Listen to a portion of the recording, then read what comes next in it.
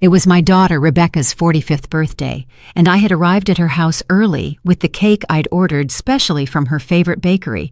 It cost $200, but for my only child, nothing was too expensive. I knocked on the door with a smile, expecting to see her face light up like it did when she was a little girl, but when she opened it, her expression was one of total annoyance. "Oh, it's you," she muttered without even looking me in the eye. "Happy birthday, my love," I said, holding out the cake with the candles already in place. "I brought your favorite, chocolate with strawberries, just like when you were a kid." Rebecca sighed deeply, as if my presence were an unbearable burden. "Mom, we need to talk," she said dryly, letting me inside without even a thank you for the cake. We sat down in the living room of her beautiful home, a house that I had completely financed when she and David got married. It had been $50,000 that I'd pulled from my life savings, money I'd saved penny by penny, working double shifts as a nurse for 40 years. "You know, Mom," Rebecca began, in that cold voice she had developed over the past few years, "I've been thinking a lot about my birthday, about presents, and about what would truly make me happy." I nodded enthusiastically. "Of course, my love. Tell me what you want and I'll get it for you. A trip, some jewelry, maybe that new car you mentioned?" Rebecca looked me straight in the eye, and what I saw there chilled me to the bone. It was pure contempt.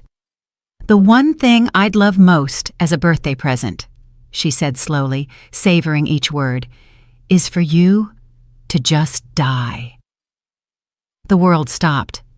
I literally felt as if someone had ripped my heart from my chest. Her words echoed in my ears like an endless loop. My daughter, my own daughter, had wished for my death as a birthday gift. "What? What did you just say?" I managed to whisper, feeling tears welling up in my eyes. "You heard me," she continued, with a coldness that cut through me like knives. "I'm tired of you, Mom. Tired of your constant calls, your unexpected visits, of you always being here bothering me. My life would be so much easier and happier if you would just disappear." My hands were shaking uncontrollably. 72 years of living, 45 years of being her mother, and I never ever thought I would hear those words come out of her mouth. "Rebecca," I managed to say between sobs, "I'm your mother. I've given you everything. I've sacrificed everything for you." "Exactly," she interrupted, standing up from the sofa. "And that's why you're suffocating me. I can't breathe with your constant presence. I need freedom. I need you to let me live my life without your drama and your emotional needs." The $200 cake was still in my hands, the candles beginning to melt. Everything I had dreamed for that day, hugs, laughter, maybe a family dinner, vanished like smoke. "But honey," I tried one more time, "I just want to be close to you, to be a part of your life. You're all I have." "And that's exactly the problem," she replied, crossing her arms. "The fact that I'm all you have. Go get a life of your own and leave me alone." I got up from the sofa, my legs trembling, carrying that cake that now felt like a mockery. "I can't believe you're saying this to me," I murmured, "after everything I've done for you." "Everything you've done?" she laughed sarcastically. "Mom, everything you've done has been for your own benefit, to feel needed, to have control over my life, but I'm not a little girl anymore." I walked toward the door, feeling as if each step was costing me years of my life. As I reached the threshold, I turned one last time, hoping to see some regret in her eyes, some sign of the sweet little girl she once was. But I only saw impatience for me to leave so she could finally celebrate her birthday without the nuisance I represented. "Happy birthday, Rebecca," I murmured, and I walked out of that house, closing the door behind me. I didn't know at that moment that it would be the last time I would ever enter that house as the mother who had sacrificed everything, because what my daughter didn't know was that she had just awakened something in me that had been dormant for decades. I arrived at my small apartment with trembling legs and a broken heart. The $200 cake ended up in the trash, the melted candles a reflection of the tears that wouldn't stop falling. I sat on my old sofa. the same sofa where I had nursed Rebecca as a baby, where I had read her stories for years, where I had cried tears of happiness every time she called me Mom. How had I ended up here? How could my own daughter, the child I had carried in my womb for 9 months, wish for my death with such coldness?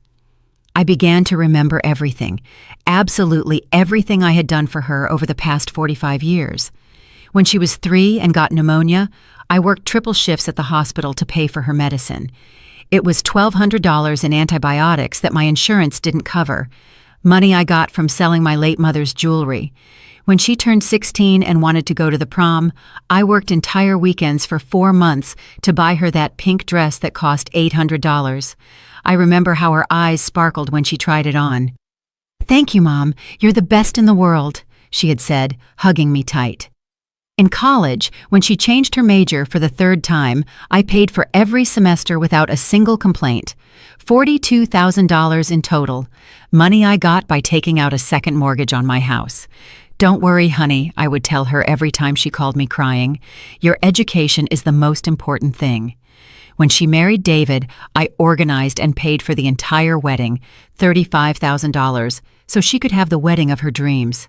The most elegant ballroom in the city, the most beautiful flowers, the menu she chose without worrying about the price. "I want my princess to have everything," I told her as I signed check after check. And then came the house. That very house where she had just humiliated me. When Rebecca and David decided they wanted to buy their first property, I didn't hesitate for a second. "Don't worry about the down payment," I told them. "I'll take care of it." It was $150,000 from my life savings, the money I had been saving for my retirement. But it didn't end there. When the twins arrived 5 years ago, I became the free babysitter. Every night Rebecca wanted to go out with David. Every time they had plans and needed someone to watch the kids, there I was, not charging a single cent, happy to help my daughter have the life she had always dreamed of. When David lost his job last year, who paid the mortgage for 8 months? Me. $16,000 that I took from my pension, money that meant eating rice and beans for weeks just to stretch my income. And when the twins needed braces, another $4,000 that I covered without a second thought. "Don't worry," I told them, seeing their distressed faces. "That's what grandparents are for." I got up from the sofa and went to my desk, where I kept all the receipts, all the proof of every single penny I had spent on my daughter and her family. They were boxes and boxes of documents that I had kept, not because of mistrust, but because it made me proud to remember everything I had been able to do for them. I started doing the math, raising Rebecca from birth until she was on her own, approximately $200,000. College, $42,000. The wedding, $35,000. The down payment on the house, $150,000. The mortgage payments when David was unemployed, $16,000. The twins' braces, $4,000. The birthday and Christmas gifts over all those years, at least $10,000 more. The total was devastating, over $460,000, almost $500,000 that I had invested in my daughter's happiness. And all of it to hear that her greatest desire was for me to die. Tears fell onto the papers as I added and subtracted. If I had put that money in a savings account with compound interest, today I would have more than $600,000. I could be living in a nice house, traveling the world, enjoying a comfortable retirement instead of counting pennies in this tiny apartment. But no, I had chosen to invest in love. I had chosen to believe that the money spent on my daughter was money well spent, that every sacrifice was worth it, because in the end, I would have a daughter who loved me and would take care of me in my old age. How foolish I had been. I picked up the phone and dialed Rebecca's number. I needed to hear her voice one more time. I needed to confirm that she had really said those terrible words. "What do you want now, Mom?" she answered with annoyance after the 5th ring. "Rebecca, I need to know if you really meant what you said to me today," I asked in a trembling voice. "Of course I meant it," she replied without a hint of remorse. "Mom, it's time for you to understand that I need space. Your obsession with me isn't healthy." "Obsession?" I repeated, incredulous. "You call a mother's love obsession?" Yes, exactly that. And I hope that after today you finally get the message. I need you to respect my boundaries and let me live my life. I hung up the phone without saying goodbye. There was no misunderstanding. My daughter truly believed that my love was a burden, that my presence in her life was a problem she needed to solve. That night, I couldn't sleep. I lay awake staring at the ceiling, remembering every beautiful moment we had shared. Every hug, every "I love you, Mom" that had come from her lips. Had it all been a lie? Or had I simply raised a daughter who had become so selfish that she couldn't see beyond her own needs? At 3 a.m, something changed inside of me. The sadness began to transform into something different, into anger, into indignation, into the clear understanding that I had been used, manipulated, and discarded like a used tissue. My daughter wanted me to die. Well, maybe it was time to give her exactly what she asked for. The next day, I woke up with a mental clarity I hadn't experienced in years. The sadness had given way to something more powerful: determination. If my daughter wanted me to disappear from her life, I would, but not in the way she expected. I put on my best clothes and went out with a defined purpose. First stop, the bank where I had a joint account with Rebecca for her house's emergency expenses. That account I had opened just in case, and in which I had deposited $20,000 for any unforeseen events that might arise. "Good morning, Mrs. Johnson," greeted the manager, Mr. Martinez, who had known me for years. "How can I help you today?" "I want to close joint account number 458728891, I said with a smile that he interpreted as kindness, but which was in reality pure vengeance. "Are you sure? That account has a considerable balance of $20,000, he warned, checking his computer screen. "Completely sure. I want to transfer all of that money to my personal account," I replied, signing the papers with a steady hand. Seeing those $20,000 returned to my personal account gave me a satisfaction I hadn't felt in years. It was only the beginning. Next stop, the mortgage loan office.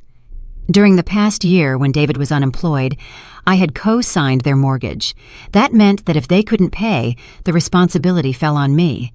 But it also meant that I had rights to that property. "Mrs. Johnson," the loan officer, Ms. Williams, greeted me. "What brings you here?" "I want to review the mortgage contract where I appear as a co-signer," I explained.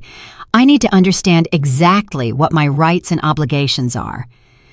While she looked for the documents, I remembered the day I signed those papers. Rebecca had cried with emotion. "Thank you, Mom. I don't know what we'd do without you. You're our savior," she had said, hugging me tight. David had also thanked me, promising me they would never have late payments.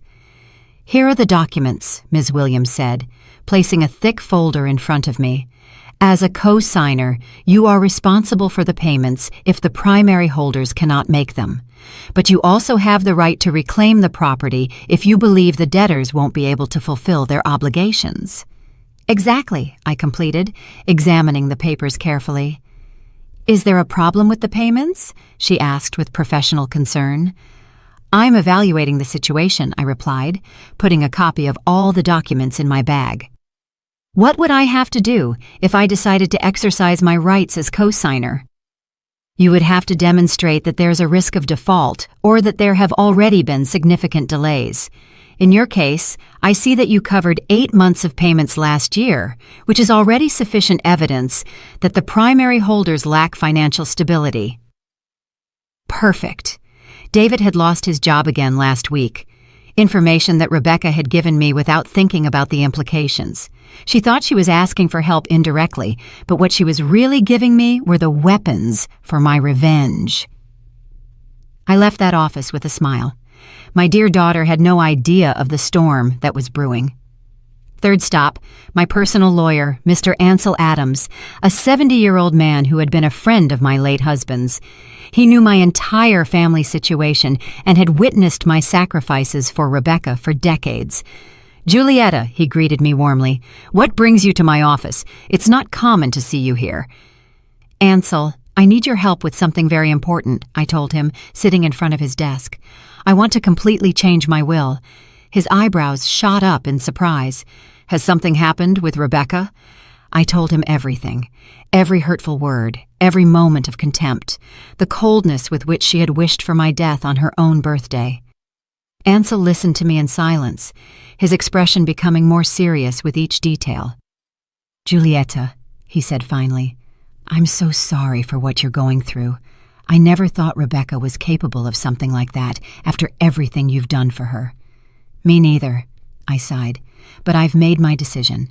I want to change my will and leave everything to a charitable organization. I also want to set up a trust fund for my grandchildren, but Rebecca can't have access to that money until they turn 25. "That can be done," Ansel nodded, taking notes. "Do you also want to change the beneficiaries of your life insurance?" "Of course. Anything with Rebecca's name on it, I want to change it. My daughter wants me to die, but when I do, she's not going to receive a single penny from me." We spent 2 hours reviewing all my legal documents, my $100,000 life insurance policy, my savings, my apartment, my investments. Everything that had once been designated for Rebecca would now go to the Orphans Foundation, where I had worked as a volunteer for years. "There's something else," I said when we were finishing. "I want you to prepare all the documents to reclaim the house where Rebecca lives. As the co-signer of the mortgage, I have rights, and her husband just lost his job again." Ansel's eyes lit up with understanding. "Now I see where you're going with all of this. Are you sure you want to go that far?" "Completely sure," I replied with a determination that surprised even myself. "My daughter told me her life would be easier if I disappeared. Well, I'm going to disappear, but first I'm going to make sure she understands exactly what it means to live without me and without everything I've done for her." When I left Ansel's office, it was already dark. I walked through the streets of my neighborhood feeling renewed, as if I had woken up from a very long dream. For 45 years, I had lived for Rebecca. I had sacrificed my own dreams and desires to give her everything she wanted, but no more. I got back to my apartment and poured myself a glass of wine, something I hadn't done in years. Toasting myself was something completely new, but it felt incredibly liberating. I took out my phone and dialed a number I had saved months ago but had never dared to use. It was for a travel agency specializing in retirees that offered packages for living abroad. "Good evening, this is Julieta Johnson," I said when they answered. "I saw your promotion about living in Switzerland. Could you send me complete information?" "Of course, Mrs. Johnson. Switzerland is a very popular destination among our clients. We have several programs, from temporary stays to permanent residency. What kind of information do you need?" "Everything," I replied without hesitation. "I want to know everything about how a 72-year-old person can start a new life in Switzerland." After hanging up, I stood at the window, looking out at the city where I had lived my entire life. Soon, all of this would be just a memory. My daughter had asked for my disappearance as a birthday gift, and I was going to grant it to her in the most spectacular way possible. What Rebecca didn't know was that her wish was about to become her worst nightmare. The next few days were a roller coaster of emotions and secret preparations. Every morning, I woke up with a mix of pain and determination that pushed me forward with my plan. It was as if I had woken from a long slumber where I had lived only to please my daughter, and now, finally, I was living for myself. On Wednesday morning, my phone rang. It was Rebecca. For a moment, my heart sped up, thinking that maybe she had reconsidered, that she might apologize for the terrible words she had said. How naive I still was. "Mom," she said in that cold voice she had adopted lately, "I need you to do me a favor." Not even a hello or "how are you?" She went straight to the point, as if I were her personal assistant. "What do you need?" I asked, curious to see how far her audacity would go. "The twins have a presentation at school on Friday, and David and I have an important work dinner. Could you watch them that night?" The irony was delicious. The same woman who had wished for my death as a birthday gift was now asking me to watch her children as if nothing had happened, as if I were a resource available 24/7. "I can't," I replied simply.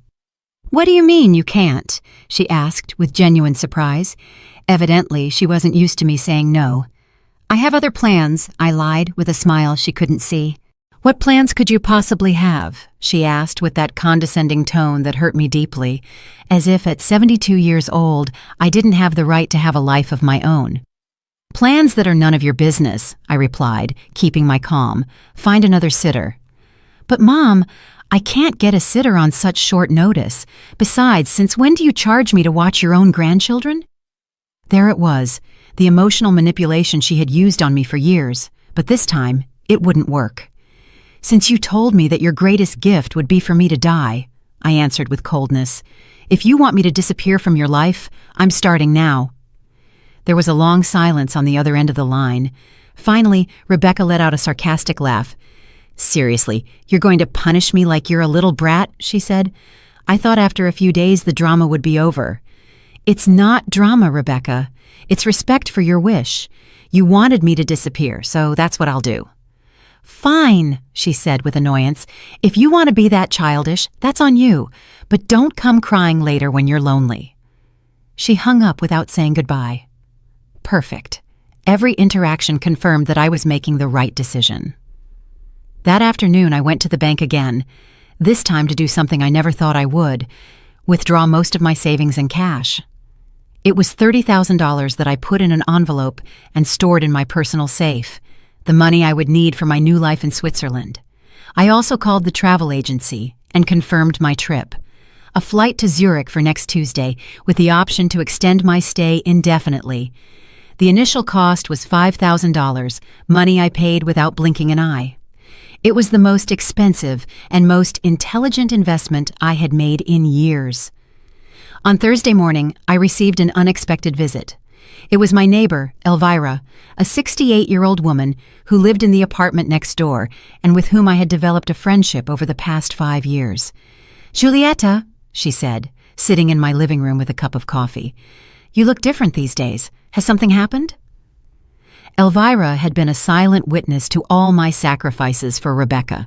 She had seen me cancel plans with her to rush over whenever my daughter needed me. She had seen the bags of expensive food I would buy to take to Rebecca, while I ate canned soup to save money. I told her everything, every painful detail of what had happened on Rebecca's birthday, and also all the plans I had been making during the week. My God, Julieta, Elvira murmured, her eyes filled with tears. I can't believe Rebecca would say something so cruel to you after everything you've done for her. The worst part is that she said it as if it were the most normal thing in the world, I explained, as if I were a nuisance in her life that needed to be eliminated. And you're really going to Switzerland? Yes, I replied firmly. I've already bought the ticket.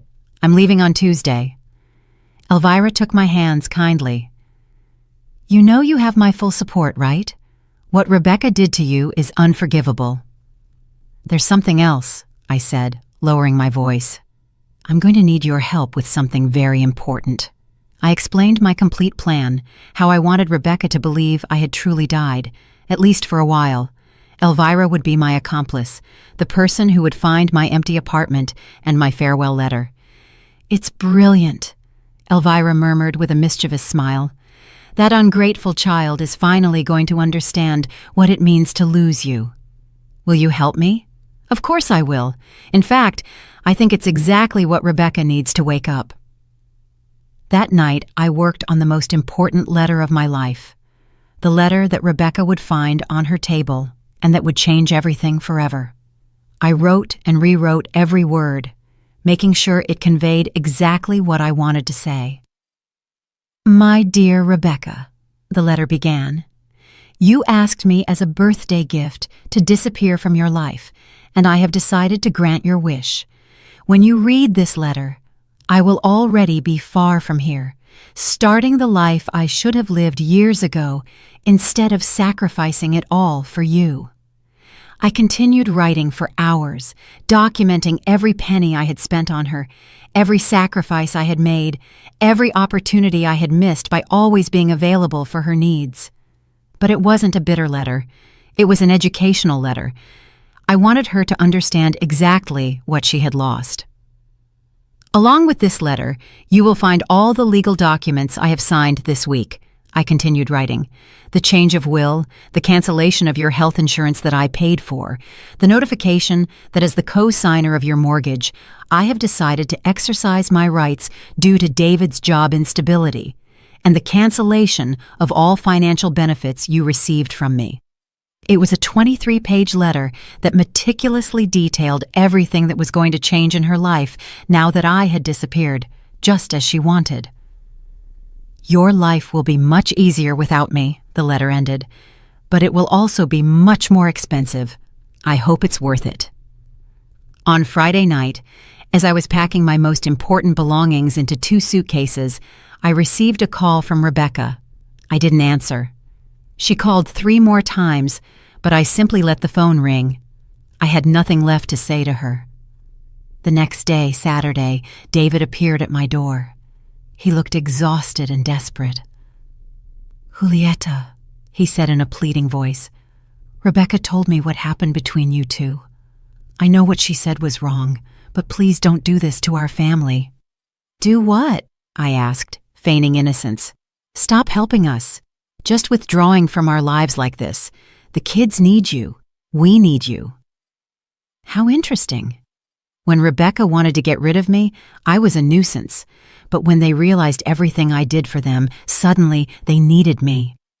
"David," I said calmly, "your wife was very clear with me. My presence in her life is a burden she no longer wants to bear. I'm just respecting her wishes."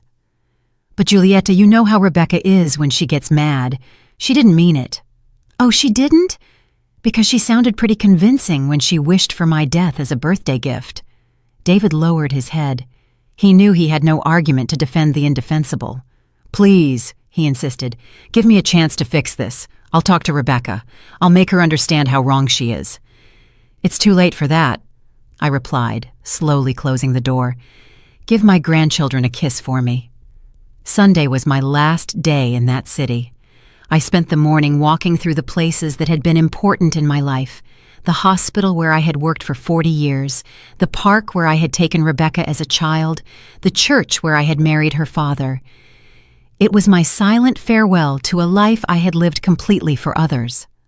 On Monday, I would begin a life that I would finally live for myself.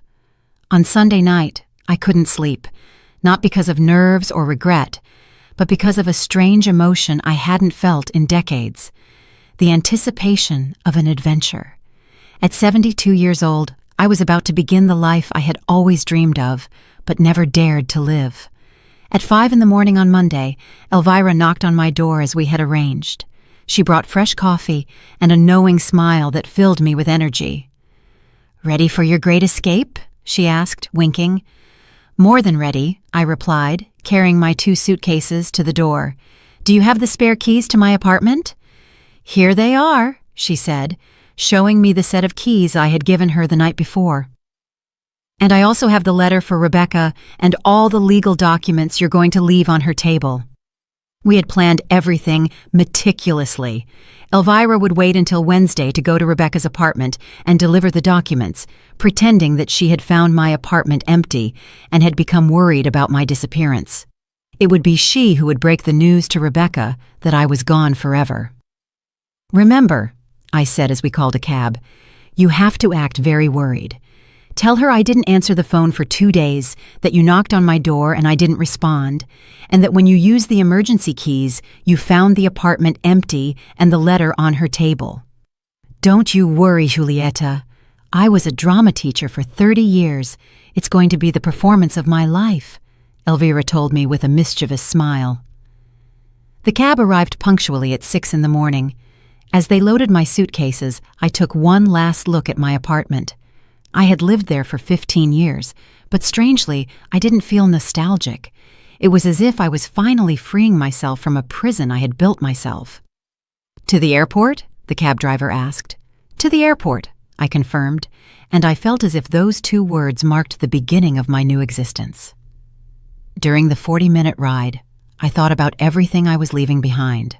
My volunteer work at the hospital, my daily routines, the constant worry about Rebecca and her problems. but I also thought about everything that awaited me. The freedom to make my own decisions, to spend my money on myself, to live without the constant weight of my daughter's emotional demands. At the airport, while I waited for my flight, I received 3 calls from Rebecca that I didn't answer. Then a text message came in. "Mom, you're being ridiculous. The kids are asking about you. Call me." I deleted the message without replying. It was fascinating how, now that I wasn't available 24/7, she suddenly needed me. The flight to Zurich was long but peaceful. For the first time in years, no one knew where I was. No one could call me to ask for favors, money, or time. It was an intoxicating feeling of freedom I hadn't experienced since before I became a mother. During the 12-hour journey, I wrote in my journal everything that had happened in the last week. Every detail, every emotion, every decision that had led me to that moment.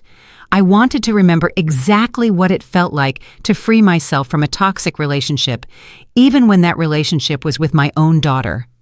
I arrived in Zurich on Tuesday night, local time. A representative from the travel agency was waiting for me at the airport with a sign that had my name on it. He was a young, kind man named Klaus who spoke perfect English. "Mrs. Johnson," he greeted me with a genuine smile. "Welcome to Switzerland. I hope you're ready for a new adventure." "More than ready," I replied, and for the first time in weeks, my smile was completely authentic. Klaus took me to a beautiful furnished apartment in the center of Zurich that he had rented for 1 month while I decided if I wanted to stay permanently. It was small but cozy, with windows that overlooked a lovely park and a partial view of the lake. "Here is all the information about the city," Klaus said, handing me a thick folder. "Places to eat, activities for people your age, German classes, social groups. I've also scheduled a meeting for you with a financial advisor for tomorrow afternoon to help you with the paperwork if you decide to stay permanently." That night, I slept better than I had in years. There was no phone that could ring, no one who needed anything from me, no responsibilities beyond taking care of myself. On Wednesday morning, I woke up early and went out to explore the city. I had breakfast at a charming cafe by the lake. I bought fresh flowers for my temporary apartment, and for the first time in decades, I spent money on something completely unnecessary, a beautiful silk scarf that cost $100. I bought it simply because I liked it, without worrying about the price or whether that money could be better invested in my daughter's needs. As I walked through the streets of Zurich, I mentally calculated how much money I had spent on Rebecca in just the last 5 years. Between the mortgage payments when David was unemployed, the twins' braces, the constant gifts, the gas to go watch the kids, the food I always brought when I visited, it had been at least $50,000. $50,000 I could have used to travel the world, to live comfortably, to fulfill the dreams I had postponed for decades. Instead, I had given it to a daughter who considered my love a burden and my presence a nuisance. At 2 p.m, Zurich time, I calculated that it would be 8 a.m. in my hometown. Elvira would be preparing to go to Rebecca's apartment to deliver the letter that would change everything. I sat on a bench by the lake and waited. I knew that in a few hours my phone would start ringing desperately. Rebecca would finally understand what it meant to truly lose me. At 5 p.m, my phone started to vibrate. It was Rebecca. I let it ring until it stopped. Immediately, it rang again. Again, Rebecca. This time, I answered. "Mom!" she screamed, her voice cracking. "Where are you?" "Elvira came to the house with a letter from you. She said you've disappeared. What's going on?" "Hello, Rebecca," I replied calmly, enjoying the Swiss lake as I spoke. "Did you read the letter yet?" "Yes, I read it. Are you crazy? How could you do this to us? Where are you?"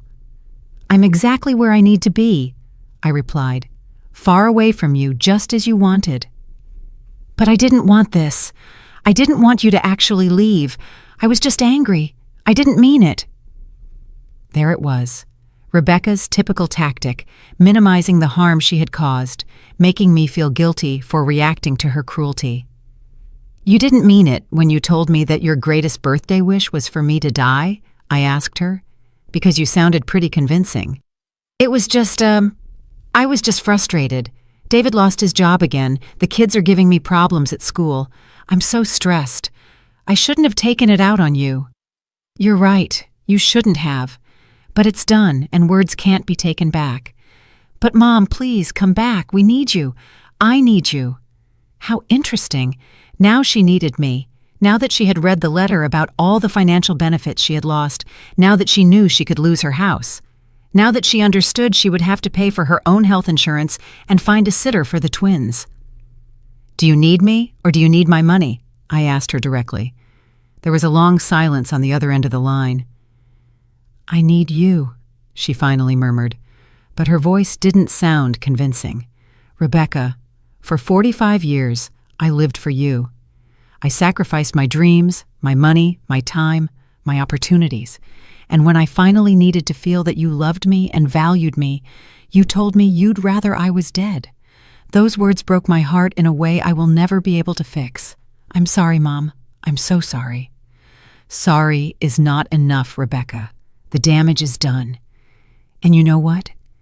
Maybe it was the best thing you could have said to me, because it finally opened my eyes and made me understand that I've been living my life all wrong. What do you mean? I mean that for the first time in decades, I am living for me, and it feels wonderful. Where are you, Mom? Please tell me, Rebecca begged, her voice choked with tears. The kids are asking about their grandma. They don't understand why you haven't come to see them. It was fascinating how now that I wasn't available, the grandchildren suddenly missed me. For all those years, when I canceled my plans to watch them, when I bought them expensive gifts, when I took them to the park while Rebecca went shopping, it was just what was expected of me. But now that I was gone, my absence was felt. The kids will be fine, I replied, looking at the Swiss mountains in the distance. They're resilient. What they will learn is that actions have consequences and that hurtful words can destroy relationships forever. But Mom, please, you can't just disappear like this. What if something happens to you? What if you get sick? How will we know? Now she was worried about my well-being. How convenient. Rebecca, in the last 5 years, I've had 3 episodes of high blood pressure that sent me to the hospital. Do you know how many times you visited me? None. You always had something more important to do, so don't come to me now with concerns about my health. That's not true, she weakly protested. It is true. The first time I was hospitalized, I called you from the emergency room. You told me you couldn't come because you had a hair appointment. The second time was David's birthday, and you were celebrating. The third time, you simply didn't answer the phone. The silence on the other end of the line confirmed that she remembered every single occasion perfectly. I thought it wasn't serious, she murmured. Of course, because my health was never a priority for you. But my checks were. It's not about the money, Rebecca screamed. It's about you. I miss you, Mom. Do you miss me, or do you miss having someone available 24/7 to solve your problems? I hung up the phone without waiting for a response. It immediately rang again, but this time I turned it off completely. I needed peace to enjoy my first night of freedom. That night, I went out to dinner alone at an elegant restaurant by the lake. I ordered the most expensive dish on the menu, salmon with caviar that cost $80, and I drank an entire bottle of French wine. It had been years since I had given myself that kind of luxury, always thinking that the money could be useful for Rebecca. The next day, Thursday, I turned on my phone and found 47 missed calls and 23 text messages, all from Rebecca and David. The messages evolved from pleas to threats. Please, Mom, answer, the first one said. We're so worried, the fifth one said. If you don't answer, we're going to call the police, the 10th one threatened. We already called the police. They said there's nothing they can do because you left a letter explaining your departure, the 15th one admitted. The bank called us. You canceled the joint account. How are we going to pay for emergencies, the 20th one said. It was beautiful to see how the concern for my well-being quickly turned into panic over the financial implications of my absence. I decided to answer just one message. I'm fine. I'm exactly where I need to be. Don't look for me. The response came in less than 5 minutes. "You don't understand what you're doing. You're going to ruin us. The mortgage lawyer called us. He says you can take our house." There it was. The truth. She wasn't worried that I might be suffering or in danger. She was worried because she had finally understood the financial implications of losing me. I replied, "Now you understand what it's worth to have me in your life. Too bad you realized it too late." That afternoon, I had my meeting with the Swiss financial advisor. He was an older, very professional man named Herr Meyer, who helped me understand all my options for permanent residency in Switzerland. "With your current savings and your American pension," he explained, "you can live comfortably here for the rest of your life. Switzerland has excellent medical care programs for retired foreigners, and the quality of life is exceptional." For the first time in years, I spoke openly about my finances without worrying about saving money for Rebecca's emergencies. It was liberating to calculate my expenses based solely on my own needs and desires. "You can also invest part of your savings in the Swiss economy," Herr Meyer continued. "The returns are stable and secure. In 5 years, you could double your assets if you invest wisely." Double my assets. How many times had I had that opportunity, but I had preferred to spend the money on my daughter's whims. "Is there anything else I should tell you?" the advisor added. "We have many clients in situations similar to yours. Older people who have come to Switzerland looking for a new start after complicated family relationships. You are not alone in this experience." That information comforted me deeply. I wasn't the only mother who had been manipulated and discarded by ungrateful children. There was a whole community of people who had chosen their own happiness over the toxic demands of their families. On Friday morning, I joined a hiking group for older people. There were 8 women and 4 men, all between 60 and 75 years old, all looking for adventure and new experiences. During the bus ride, I struck up a conversation with a woman named Ingrid, a 71-year-old German who had arrived in Switzerland 2 years earlier. "What brought you here?" she asked me as we admired the landscape from the window. "A daughter who told me that her greatest birthday wish was for me to die," I answered without filters. I no longer had the energy to sugarcoat the reality. Ingrid looked at me with wide eyes. "Seriously?" "Completely seriously. After financing her house, practically raising her children, and sacrificing my retirement for her needs, she told me that my presence in her life was an unbearable burden." "My goodness," Ingrid murmured. "And what did you do?" What she asked. I disappeared from her life, and here I am. Ingrid smiled with admiration. "You are very brave. It took me 5 years to make the decision to walk away from my toxic family. My son and daughter-in-law treated me like an ATM with legs." For the rest of the day, Ingrid and I shared our stories. She had come to Switzerland after realizing that her adult children only contacted her when they needed money for their vacations, their new cars, or their whims. When she decided to set boundaries, they accused her of being a selfish mother and threatened not to let her see her grandchildren. "The first few months were difficult," Ingrid confessed as we walked through a medieval town. "Guilt ate me up. I thought maybe I was really selfish, that a good mother should always sacrifice for her children." "And what changed your perspective?" I asked. "I realized that my children never wondered if I was happy, if I had enough money for my own needs, or if my constant sacrifices were hurting me. They only cared about what I could give them. That's not love, Giulietta. That's exploitation." Her words resonated deeply in my heart. For decades, I had confused emotional manipulation with filial love, constant demands with genuine need. That night in my apartment, I decided to turn on my phone for the last time in several days. I had 62 missed calls and 47 text messages. Most of them were from Rebecca and David, but there were also some from unknown numbers. I read the text messages chronologically, observing the evolution of my daughter's panic. The first ones were still emotional pleas. "Mom, please come back. We need you. The kids are crying for you." But they gradually became more desperate and financial. The bank called us for a meeting on Friday. They say that, as the co-signer, you have the right to reclaim the house. They can't take our house away for a misunderstanding. By the 5th day, the messages had become aggressive. This is ridiculous, Mom. You're ruining our lives over a tantrum. Act like an adult and come back. And finally, desperate, I called all the hospitals, the police, your friends. No one knows where you are. If something happens to you, it's going to be my fault. Please, just tell me you're okay. It was fascinating to observe how at no point did Rebecca genuinely apologize for wishing me dead. At no point did she acknowledge the cruelty of her words or express real remorse. It all revolved around the negative consequences my absence had for her. I decided to reply one last message. I am perfectly fine and happier than I have been in years. What you are experiencing now are the natural consequences of your actions.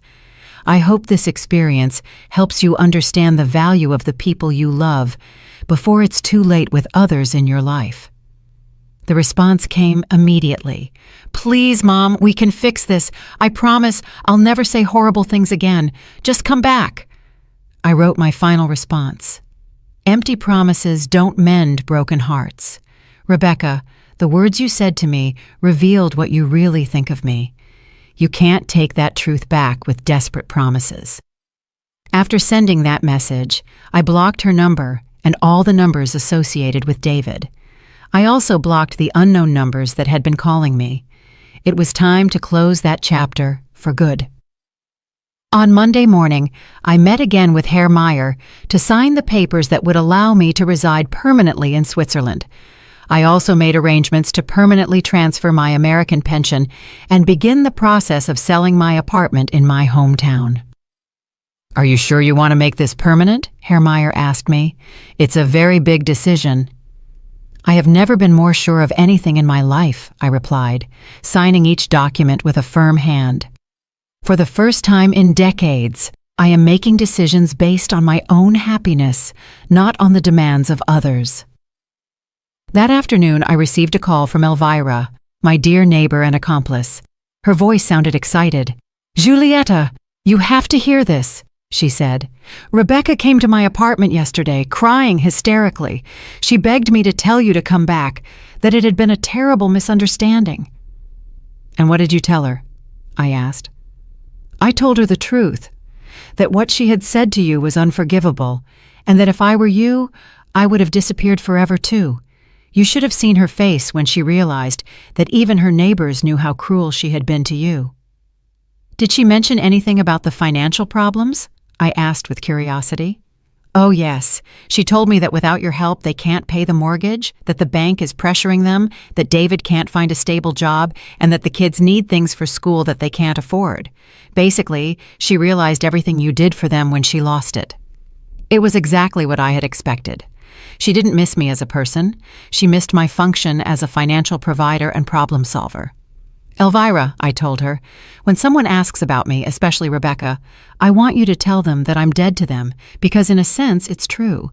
The Julieta who constantly sacrificed herself for an ungrateful daughter really died on her birthday. I understand perfectly, Elvira replied. And you know what? I think it's the best death you could have chosen. 3 weeks after my arrival in Switzerland, my new life had taken shape in ways I never imagined. I had enrolled in German classes 3 times a week. I had started a watercolor painting course on Tuesdays and Thursdays and had joined a book club for expats that met on Sundays. For the first time in decades, my calendar was full of activities that I had chosen, activities that gave me pleasure and personal growth. But the most surprising thing was the money. Without Rebecca's constant financial demands, my savings not only remained stable, but they were growing. The investments I had made with Herr Meyer were already showing positive returns, and for the first time, I could calculate my financial future based solely on my own needs. On that Thursday morning, as I had breakfast at my favorite cafe by the lake, I received a call from an international number I didn't recognize. I hesitated to answer, but curiosity got the better of me. Mrs. Julieta Johnson? A female voice with an American accent asked. Yes, this is she. Who's calling? My name is Sarah Williams.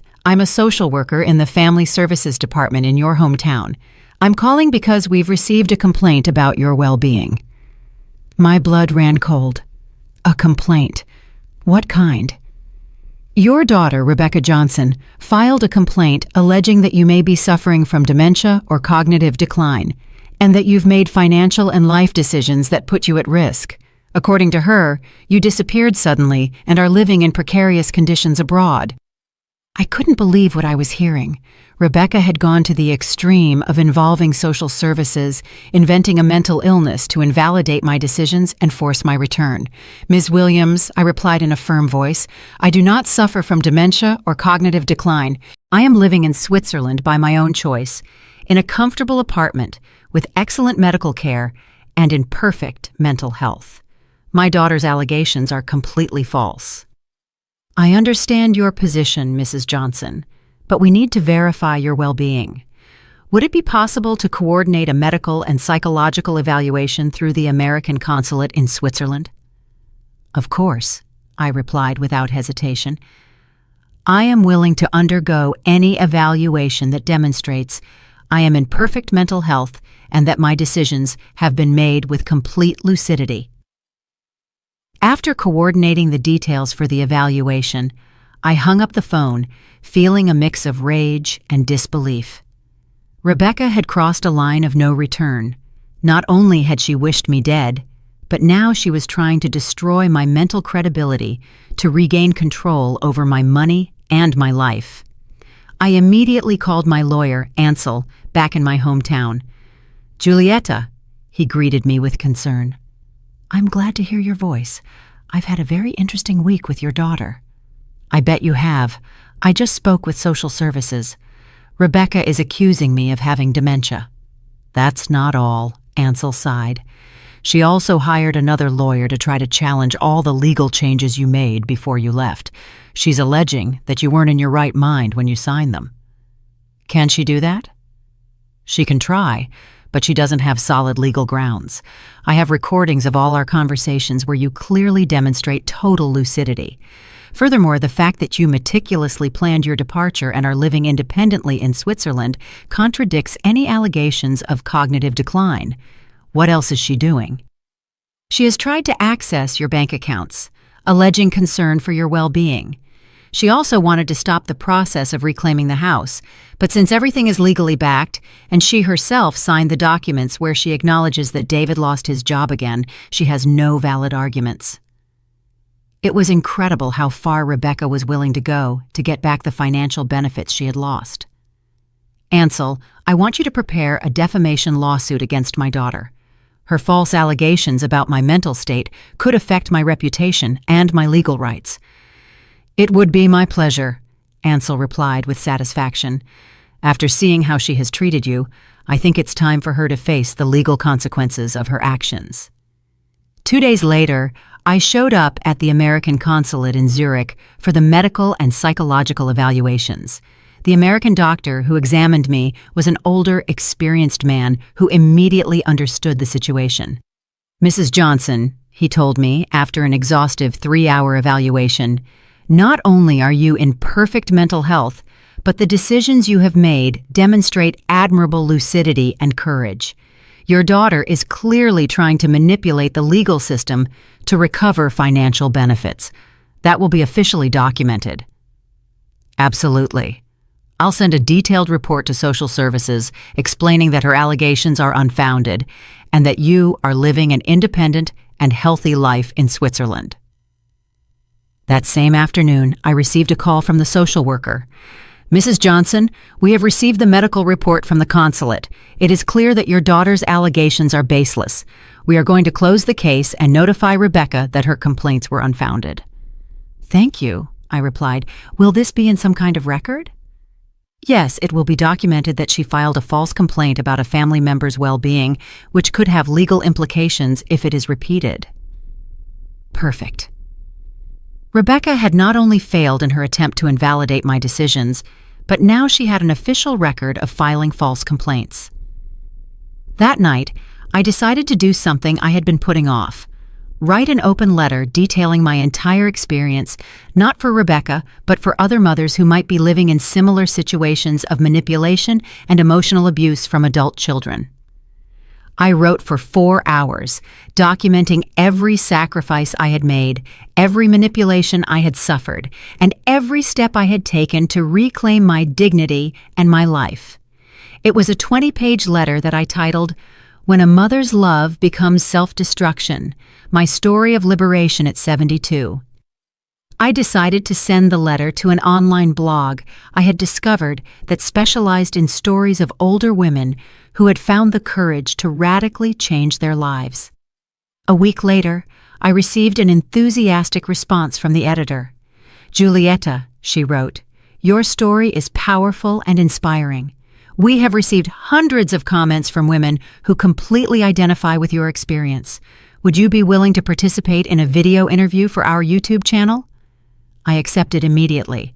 It was time to use my experience to help other women who were trapped in toxic family dynamics. The interview was published 2 weeks later and quickly went viral. Thousands of women shared similar stories of adult children who emotionally manipulated them and financially exploited them. The comments were a catalog of pain and recognition. "My 40-year-old son lives in my house, doesn't pay rent, and yells at me when I ask him to look for a job," one woman wrote. "My daughter only calls me when she needs money for her vacations, but she never has time to visit me when I'm sick," another shared. "I thought I was the only mother who felt used by her own children," a third confessed. But the most impactful thing came a week after the interview was published. I received an email from an address I immediately recognized. It was David, my former son-in-law. "Julieta," he wrote, "I saw your interview on YouTube. I need you to know that I completely agree with you. What Rebecca said to you was unforgivable, and the way she has treated you for years is unacceptable. I myself have been a witness to how she manipulates and uses you, but I never had the courage to confront her because we were so dependent on your financial help." He continued, "I want you to know that the kids miss you a lot, and they don't understand why you don't come to see them anymore. Rebecca has told them that you're sick and can't visit, but I believe they deserve to know the truth when they are older." The email ended, "I know it's probably too late for apologies, but I wanted you to know that at least one person in this family acknowledges how badly we treated you and how much you sacrificed for us. I hope you are happy in your new life." I read the email 3 times before deciding how to respond. Finally, I wrote, "David, I appreciate your honesty, but apologies after the fact don't change the damage done. I hope this experience helps you to be a better husband and father, and that you teach your children to value the people who love them before it's too late." It was the first time someone in my family had publicly acknowledged the abuse I had suffered. It didn't change my decision to stay away, but it did give me a sense of validation that I had been needing for years. My new life in Switzerland was flourishing in ways I never imagined. I had real friends who valued me for who I was, not for what I could give. I had hobbies and passions that I had rediscovered. I had peace of mind and financial stability. And most importantly, I had dignity. 6 months after my arrival in Switzerland, my life had taken a shape I had never dreamed possible. It was a perfect spring morning when I received a call that would change everything once again. It was Elvira, my dear neighbor and accomplice. "Julieta," she said with an excited voice, "you have to hear this. Rebecca lost the house." My heart stopped for a moment. Despite everything, a part of me still worried about my grandchildren's well-being. "What exactly happened?" I asked.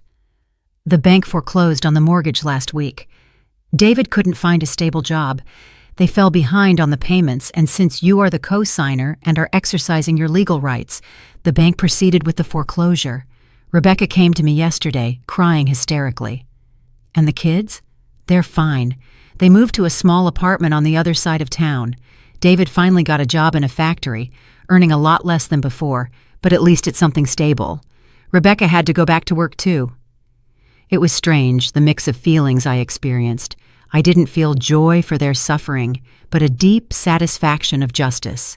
For the first time in their lives, Rebecca and David were experiencing the real consequences of their decisions without having someone to rescue them. "Is there anything else?" Elvira continued. "Rebecca asked me if I knew how to contact you.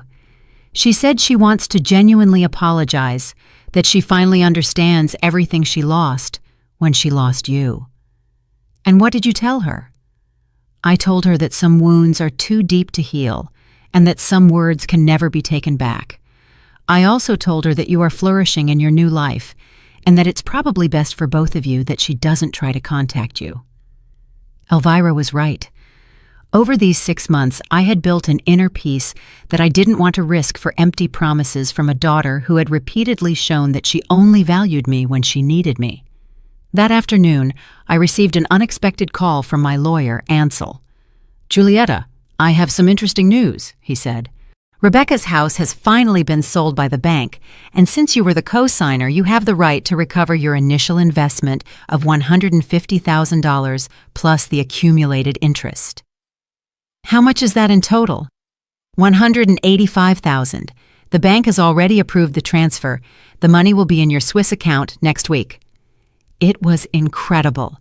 Not only had I recovered my original investment, but I had gained an additional $5,000, money that would have been lost forever if I had continued to be the ever-sacrificing mother. "There's also something else," Ansel continued. "Your apartment in your hometown has finally sold. After commissions and expenses, the net amount is $95,000. In total, I was receiving almost $300,000 in assets that I had given up for lost. With my existing savings and the investments I had made in Switzerland, my total net worth now exceeded $500,000. At 72 years old, I was richer than I had ever been in my life. That night, I celebrated at my favorite restaurant by the lake. I ordered French champagne and toasted the brave woman who had the courage to start over when everything seemed lost. As I dined, I thought about the entire journey. I had started this journey as a broken and humiliated mother, devastated by the cruel words of an ungrateful daughter. But now I was an independent woman, financially stable, surrounded by genuine friends, and living the life I had always dreamed of. The next day, I decided to do something I had been considering for weeks, write a full book about my experience, not just my story, but a practical guide for older women who were trapped in toxic family relationships. I contacted a Swiss publisher that specialized in self-help and personal growth books. The editor, a woman named Brigitte, was immediately interested. "Julietta," she told me during our meeting, "your story touches on a topic that affects millions of women but is rarely talked about openly. Emotional abuse by adult children is an epidemic problem that needs to be exposed." I spent the next 3 months writing, "When Love Hurts, Freeing Yourself from Family Emotional Abuse After 70. The book documented not only my personal experience, but also practical strategies for recognizing manipulation, setting healthy boundaries, and finding the courage to prioritize one's own well-being. The book was published 8 months later and became a bestseller in several European countries. The letters I received from readers were incredible. Women from all over the world wrote to me, telling me how my story had given them the courage to make radical changes in their own lives. "I read your book and finally understood that I am not a bad mother for refusing to continue to finance my 35-year-old son's irresponsibility," wrote Maria from Spain. "Your story helped me understand that true love does not require self-destruction," Carmen from Mexico wrote to me. "After reading your book, I sold my big house and moved to a small apartment I can afford without depending on my children's help. For the first time in years, I sleep in peace," Rosa from Argentina shared. But the letter that moved me the most came 1 year after the book's publication. It was from a young mother named Andrea. "Mrs. Johnson," she wrote, "I'm 30 years old and have a 65-year-old mother who has sacrificed her whole life for me and my siblings. After reading your book, I realized that we are treating her exactly like Rebecca treated you. Your story opened my eyes and made me understand that I was repeating a toxic pattern that could destroy my relationship with my mother forever." Yesterday, I called my mom and apologized for all the years of taking her for granted. I also told her that I want to help her fulfill her own dreams instead of expecting her to always be available for mine. Thank you for helping me understand this before it was too late." That letter made me cry with joy. My pain had served to prevent other families from going through the same destruction. 2 years after my arrival in Switzerland, I received a physical letter in my mailbox. The handwriting on the envelope was familiar, but I couldn't place it immediately. When I opened it, my heart stopped. It was from my grandchildren, now 12 years old. "Dear Grandma Giulietta," they wrote in childlike handwriting. "Dad told us the truth about why you left. He told us that Mom said some very ugly things to you, and that's why you decided to start a new life away from us. We want you to know that we miss you a lot, and that we understand why you left. We also want you to know that we are proud of you for being so brave. When we are older, we would like to visit you in Switzerland if you want us to. We love you, Grandma." The letter was signed by both twins. It included drawings they had made of me living happily in the Swiss mountains. I cried for an hour after reading that letter. Not out of sadness, but from the understanding that my decision to preserve my dignity had been the right one, even if it meant moving away from people I loved. I decided to write them back. "My dearest grandchildren," I wrote, "your words are the most beautiful gift I have received in years. I love you deeply and always will, no matter the distance. When you are older and can make your own decisions, the doors to my heart and my home will always be open for you. Until then, I want you to know that your grandma is living a full and happy life, surrounded by beauty and peace. Keep this love you feel for me, but also learn from this experience.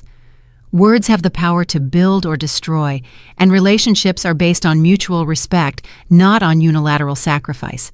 I love you with all my heart." Today, 3 years after that terrible birthday that changed my life forever, I am sitting on my balcony in Zurich, looking at the mountains as I write the last lines of my story. I am 75 years old, with assets of more than $600,000, a bestseller book, dear friends from all over the world, and an inner peace I never thought I would experience again. Rebecca asked me as a birthday gift to disappear from her life. I granted her that wish in the most spectacular way possible. What she never calculated was that by losing me, she not only lost a mother who loved her unconditionally, but she also lost the person who had kept her financial world stable for decades. My disappearance was my gift to her. My new life was my gift to me. And it was worth every tear, every sacrifice, and every moment of pain that brought me here. Because sometimes, the only way to save yourself is to have the courage to lose yourself completely in order to be reborn as the person you were always meant to be. Did you like my story? And which city are you listening from? Let's meet in the comments. If you liked the story, you can support me by sending a super thanks so I can keep bringing more stories like this. Thank you so much for your sweet support. I'm looking forward to your comments on the story. On the screen, you can see 2 new life stories that I highly recommend. There's so much more on my channel. Don't forget to subscribe. See you in the next life story with love and respect.